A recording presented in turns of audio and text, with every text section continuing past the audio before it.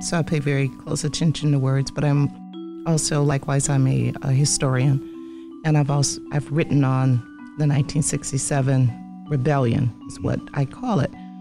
I think that language and also our connotative understanding of words changes over time, as you indicated earlier.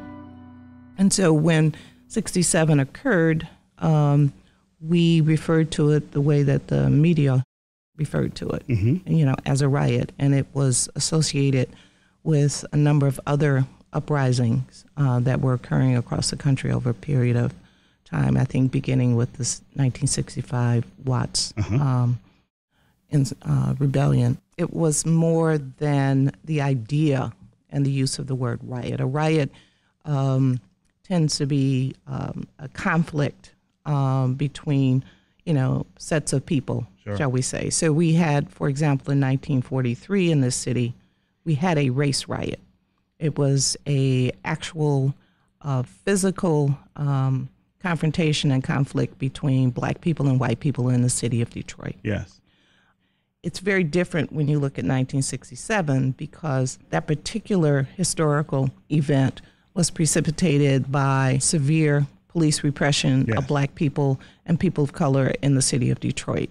So that makes it a rebellion. That's what you're rebelling against, the state you're rebelling against. Something very specific. It's very specific in that sense. It's not just the idea of a riot indicates that you have black people just wilding out because they want to break in stores and take things and, be unruly and uncivil.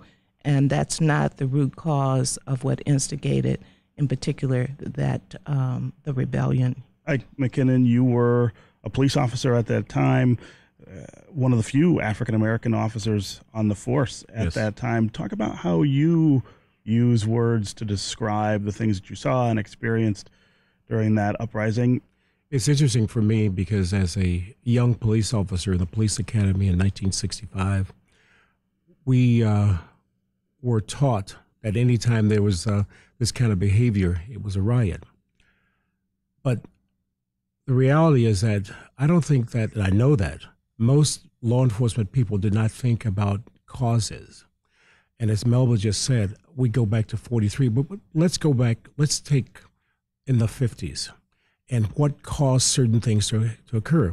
I had witnessed as a young African-American male in Detroit, total brutality by law enforcement officers for years, Mm-hmm. and in fact, to myself and my friends. Right.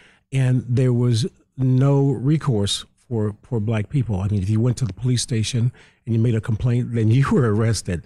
These were things that happened. I mean, I was beaten up in 1957 by law enforcement officers. And so we get to 1967, and I recall specifically being out there, and I'm saying, man, these people are rioting. But I'm caught up in what was happening and what I went through in the police department, but not stopping to think about causes. Yeah. And I mean, I saw thousands of people doing things, but then as a young man who was shot at by my fellow officers who happened to be white because I was black. Right. And I'm saying, wait a minute, there's more to this. And it was an eye-opener for me. I must say that the rebellion of 1967 was truly an eye-opener for me to understand that police officers aren't going to be fair about this thing. And so the causal factors for what occurred and what happened to me just turned me around in terms of, man, there's got to be more to this than this. And it became an education for me, as Melba just said, that this is a rebellion against what was happening, the system of how people were treated, in particular, people of color in our country. Yes. And so there's no question, it's a rebellion. Is the number on the phones. That's 313-577-1021.